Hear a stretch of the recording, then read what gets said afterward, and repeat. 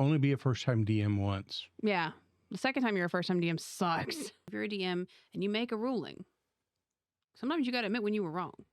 Like, if your player comes to you afterwards and, like, shows you the evidence, like, hey, man, I let it go there. But sometimes you got to be willing to say, like, you know what, dude? I think you're right. My bad. So the I reserve the right has to work both ways, too, right? I reserve the right to say I was wrong later. But as a DM, like, you should not make your players feel bad about wanting to come to you and discuss those things. And if you are, well, it's my game, and if you're never willing to discuss through that with your players, you're the asshole.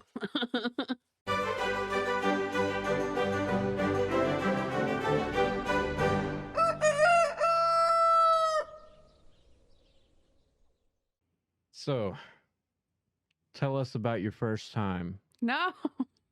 as DM. Advice for new DMs? Yeah, that's it. I just wanted to make her cringe a little. Oh, yeah. Wow. So, I don't know. I mean, I've been DMing for a while now. I still feel like I could use some advice. There was a Ford Pinto. Shut up. I had a Ford Pinto. Kind of like that car. Anyhow. So I think the first piece of advice for new DMs is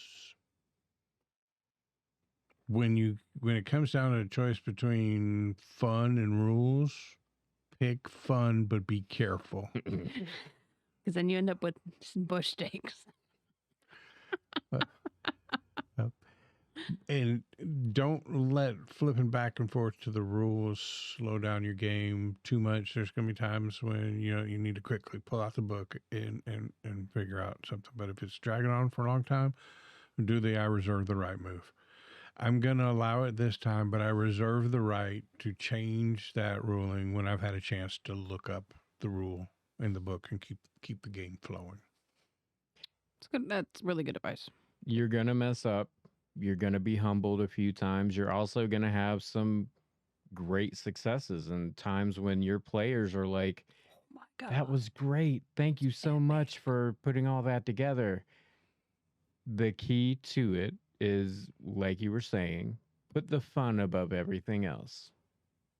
Rules, they're there for a reason, but Rules are made to be broken. If you strip everything away, it's about playing make-believe. It is. And it was never fun when you were a kid playing make-believe and one kid wanted to tell everybody else how they were supposed to pretend.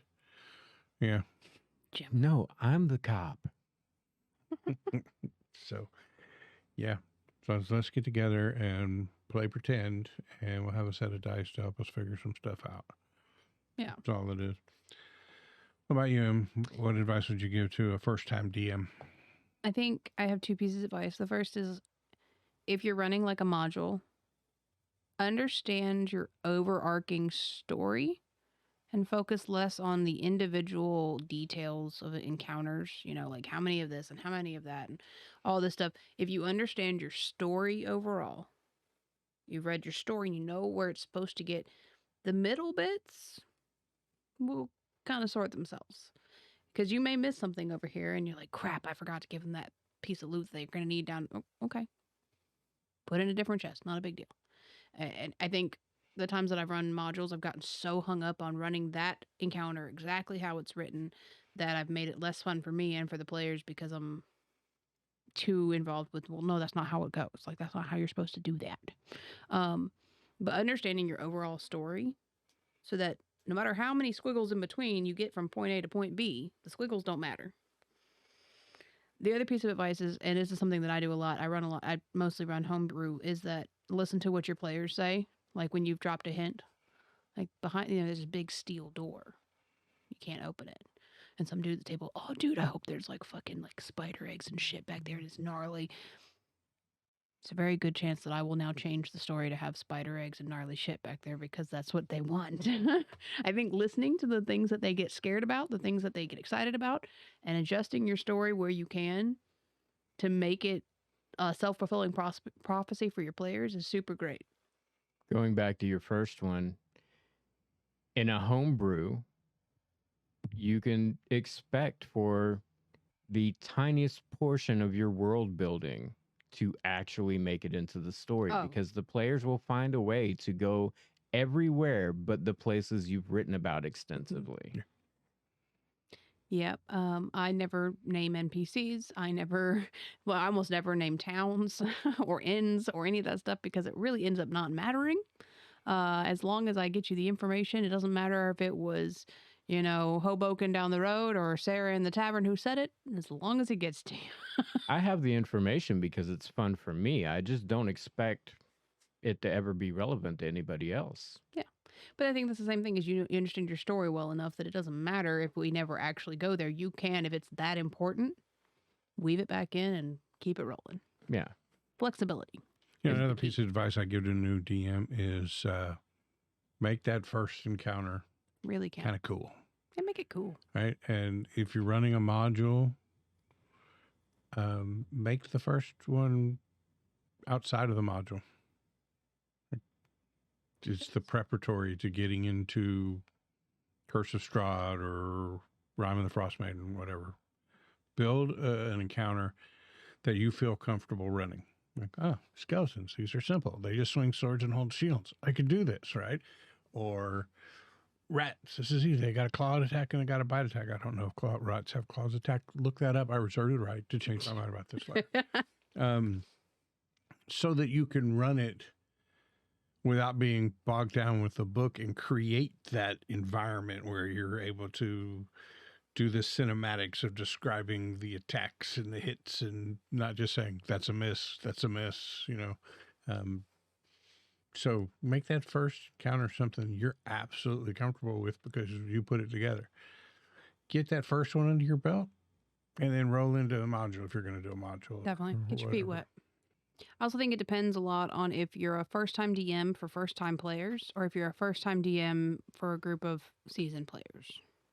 Because if you're playing first-time as DM with seasoned players, don't be afraid to ask your players who have DM before. Like they want to help. They are so glad to be sitting on the other side of the table. Right, they'll help. Well, I mean, because we've done that. We've had new DMs, and me and you have all been like, oh, actually, it works this way, whatever. But however you want to run it, we will still give you that authoritative. You can decide if you want to do that. But if you really want to know what the rule is, this is the rule. But if you're DMing for new players, it doesn't matter how much you screwed up because they don't know the difference. Just keep going. Okay, yeah, that's how it runs in this game. Yeah, in my world, that's just how this works now. Just buy into it and hold tight. No, I'm kidding. And I reserve the right. I reserve the right. But seriously, if you're playing for new characters, they're just as new to this as you are. So, if you have to say, hey, I got to look this up, they're going to have to look shit up too about their characters. They're going to have to. And you're going to have to wait for them. They're going to need to wait for you. And that's just part of the growing process the first several games we played was very book heavy. We would have like 4 books and it was, hold on 1 second. I think it was on this page. Another thing is when you're a DM for the first time, it's a little like being Santa Claus, right? And the joy of giving is there. Be careful with the magic items at the beginning. Don't overdo it. Right? And don't be afraid to take them away if you have overdone things a little.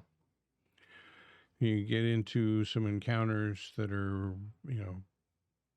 presumably balanced well for the type of party and the level of the party that's coming out of it. If you have overloaded them with magic items because it is so fun to give it to them, and you get those wonderful reactions from your players and about how great tonight's session was. You're just saying that because you got a +2 flaming sword, but yeah, it can come back to bite you, and now all of a sudden every encounter is too easy, and you find yourself wanting to bump things up. It's just, if you really just want them to have cool loot, one-time use potions is a pretty safe bet because they will hold on to it needlessly because they're like, well, I might need this. Or scrolls that can't be copied into a spell book. Because they're one-time use, they might break one encounter, but they're not going to consistently break encounters. So potions of water breathing, potions of, invisibility. Read your character sheets. Yeah. Read the character sheets, especially if they put some time into the backstory.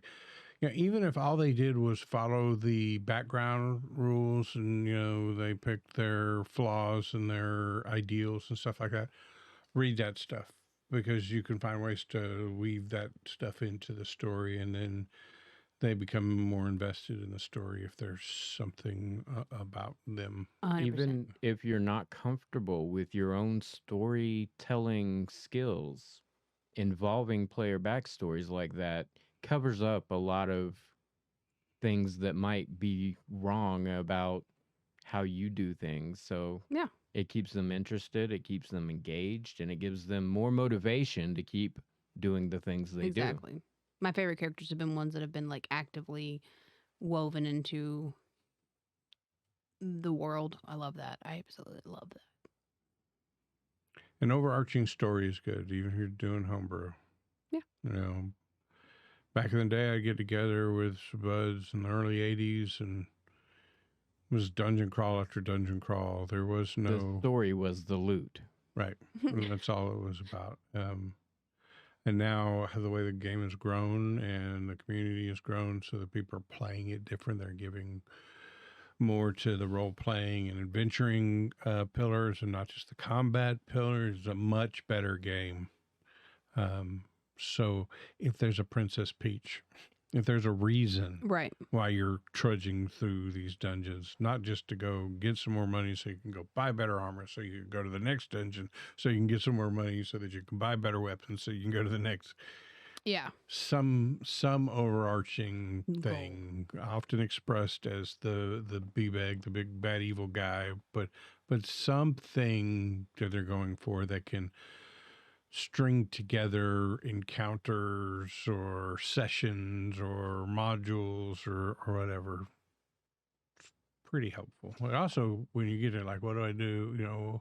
What are we going to do this week? Well, if you have some overarching story theme, it doesn't have to be really involved. It could just be the governor's a bad guy.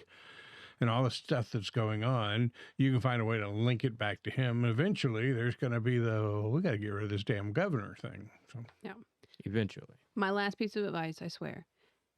First time DM, you've probably gone out and you've watched a bunch of people streaming it, YouTubers, you listen to a podcast of all these different people playing the game. And that's great. It's great research to see how other people play, but just with a grain of salt, because your game is not going to look like theirs. It's just not. You're never going to play an exact replica of Critical Role. You're never going to play an exact replica of what we do. You're going to play your game. It's fine to go out and watch and to research, but don't be disheartened when it doesn't feel like Critical Role, because it's not gonna. You're not on Critical Role. So take it with a grain of salt. Learn from it and say, oh, I like the way he does this, and pull that into your game. We like the way Carrie does things, so we pull some of that into our game. We like the way so-and-so. But I'm not going to be disappointed if my session doesn't feel like Carrie was sitting right here DMing for you and I just emulated her perfectly. Like, take it with a grain of salt. Don't compare yourself too heavily to all the people that you inevitably will watch when you're prepping for your first DM. But that's my last piece of advice.